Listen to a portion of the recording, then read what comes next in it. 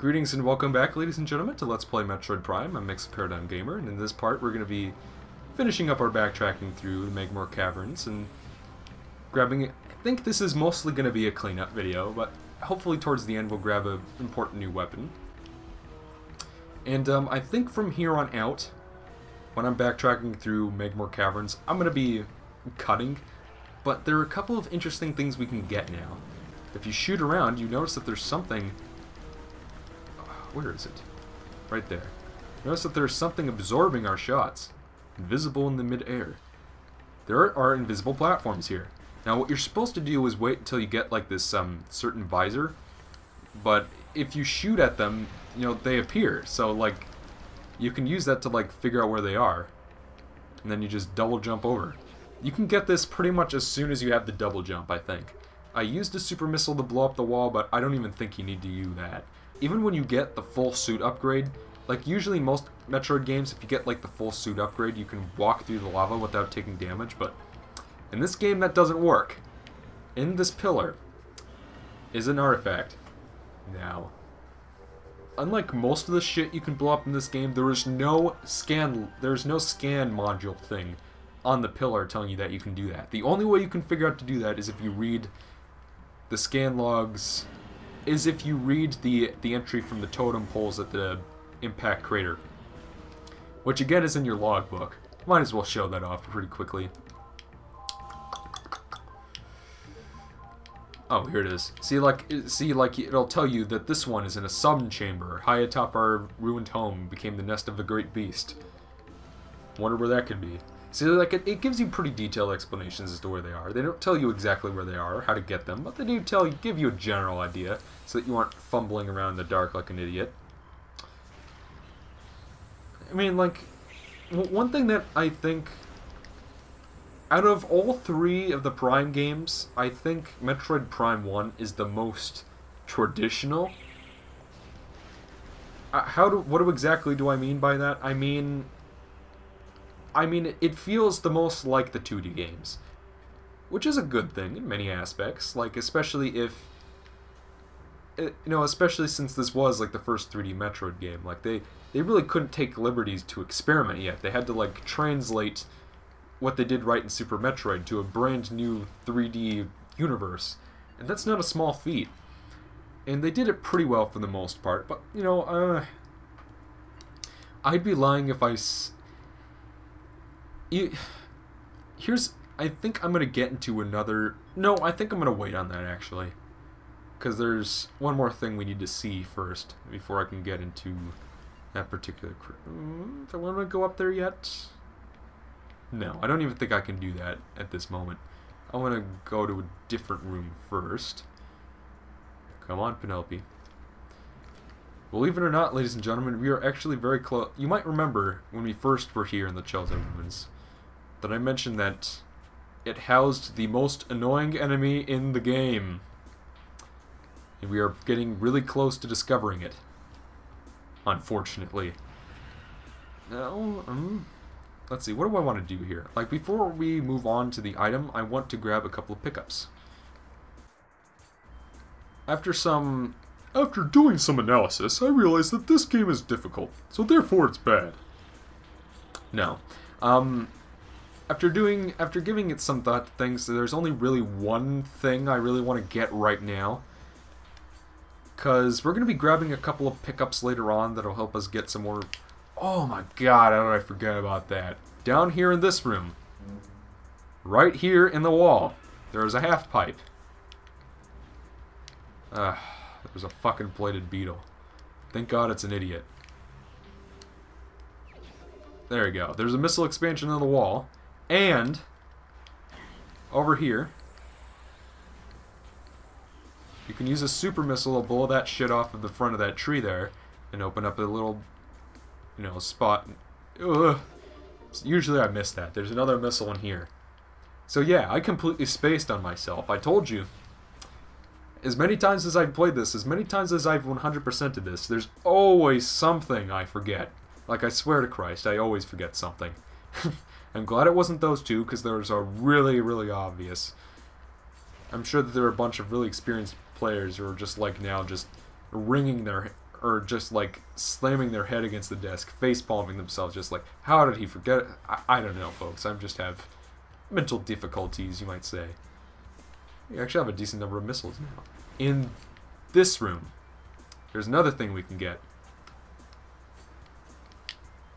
Oh, something funny about this is that if see that plasmite that was up there, this fountain here will actually kill it. So what you want to do is you want to hop in this little hole. We couldn't go here before because of Flagra. It'll shoot you up onto the ceiling, and then you can use the spider ball track. It's actually a critical difference between the spider ball here as opposed to Metroid 2 is that in Metroid 2 you could use it anywhere, but here you have to go on the track on the ceiling. It's kind of an interesting power-up to bring back, and I'm certainly glad they did. Like, I wouldn't say anything to the contrary, but you know, it's I don't know. I think it was really well implemented here. In this room, I'm gonna go this way. This room is gonna become Hell on Earth later. And you'll see why. Steam on the visor, nice touch, as per usual. Up here, we want to go upwards now. There's a couple of things we can get that way, but we don't have everything we need for that yet. I want to grab everything in one fell swoop. There are shriek bats up there. I'm starting to actually get some of my weapon energy back. It's brilliant. Up here, there is a missile expansion. We couldn't get that earlier because we did not have the space jump boots. Over through here. Hold on, where does this... Yes, this goes the way I wanted to go. Over here is where we want to go. We're actually making pretty good progress in this part. I figured I wouldn't be able to make it to the... I kind of underestimated things. Interesting. Wanted to hop over through here. We could not go here before. Well, we've been in this room, I think. Yeah, we grabbed that. This is the first S-shaped hallway I mentioned in the game. There is a spider ball track here. Now, we could not go up here before because we did not have the spider ball. But now we do. Easy peasy lemon squeezy. Now there are a bunch of beetles. Boring. Yup. Now here there are a couple things we can scan. We can see that there's a huge crack in the floor, and that something may have been Desium is there. Up here there's a new enemy. Sort of. This is Plated Parasite, hardy member of the parasite family, invulnerable to most weaponry. Cousin to the parasite, these creatures are known for their amazing resilience. Field studies suggest a weakness to morph ball-delivered weapon systems. Basically, bombs will kill them. Shoot bomb, blow up, good guy. This here is another Chozo lore. What is this otherworldly pestilence that infests the land, seeking out life in its blind need for corruption? And where did the meteor that brought it originate? Was it crafted by alien hands, or is it a roving chunk of a planet that suffered a violent end? Our minds quail in horror at the thought that long ago, in some corner of the universe is yet unseen by our eyes, an entire planet was perhaps once coated with this great poison. Whatever cataclysm may have ruptured that doomed place must have indeed been mighty.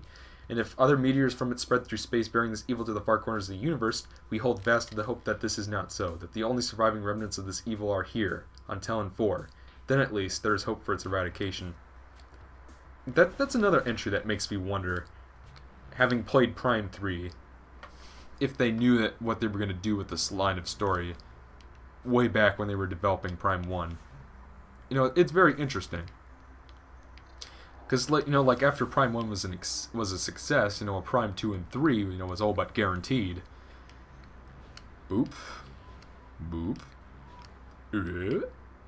What am I doing? I want to go through here. Yes, I want to go up here.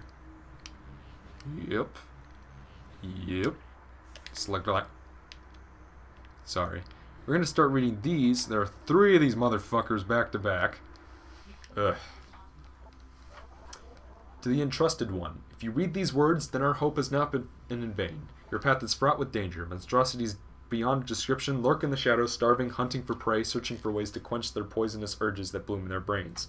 Some of these are shrewd, but they are blinded by their evil designs, believing in the black promise of the great poison. They seek to harness it for their own ends. It is these last that are the greatest danger. When you rid the universe of these creatures, you will be the true and trusted one. I think they're referencing the space pirates. Kind of interesting. I never thought of it that way before, but...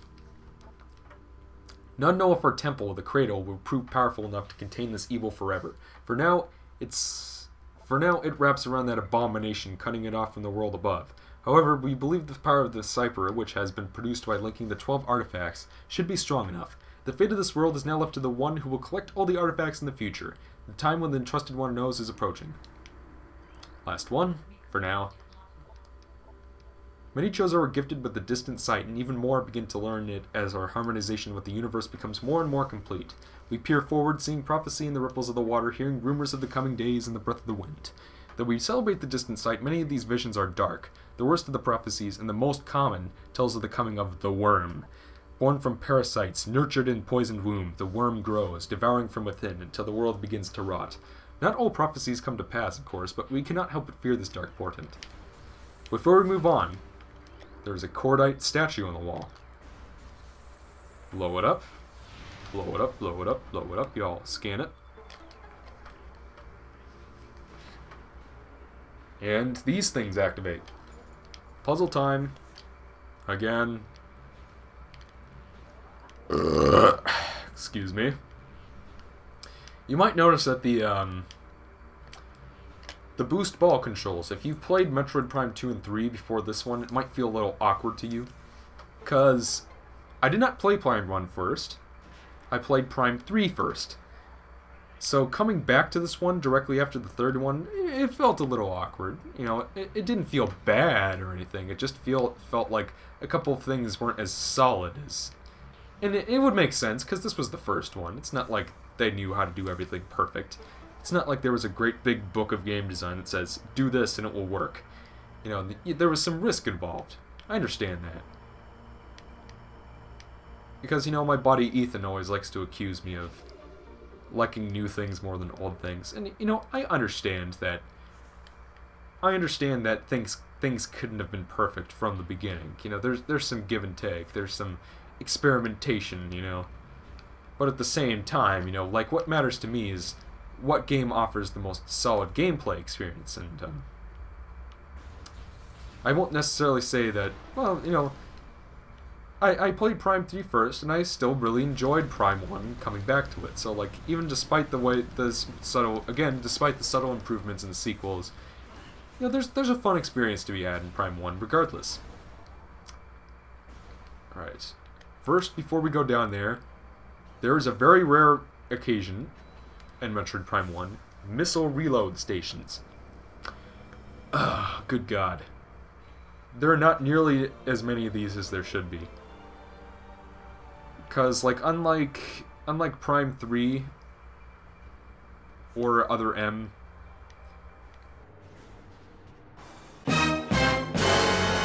oh, fuck. Ladies and gentlemen, meet the most annoying enemy in the game. This is a Chozo Ghost, spectral entity, bioelectric field, and vulnerable to natural energies. As these entities phase in and out of existence, the only way to track them accurately is with X-ray scanning. This partially phased nature makes them vulnerable to natural energy types such as fire, ice, and electricity. Their aggressive and most erratic behavior is most likely due to the corrupting effects of Phazon in the Town 4 environment. They appear to be drawn to Chozo religious sites where they wreak havoc upon anything that dares enter the area. Fuck Chozo Ghosts. For a couple of reasons. First of all, they like to fade in and out of existence. And until you get a visor that we're not going to have until, like, oh no, like 3 hours from now? No, probably less than that. You can only hurt them with the power beam, for some reason. I mean, like, it explained it in the scan article, but still. More lore. I know we're running kind of relatively late in this part, and there's a save room not too far from here, and I want to get to that before we stop the part. Things bound to earthly shapes are temporal and frail. Existing in a single dimension, they are fragile, vulnerable, and ultimately mortal. However, not all things obey this law. Shapeless, they wait beyond the realm of perception, emerging only when one who arrives who can feel their presence. Such is the will of the Chozo. Our will to defeat the evil seeping into this planet remains. We desire only to see the darkness meet its end. The will of the Chozo has no mind or reasoning of its own, though. This will be the Trusted One's trial. Which is why the Chozo ghosts are attacking Samus, even though they wanted to fix the thing. And honestly, it's going to be like another minute and a half before we get to the save station, probably. I'll move as fast as I can, but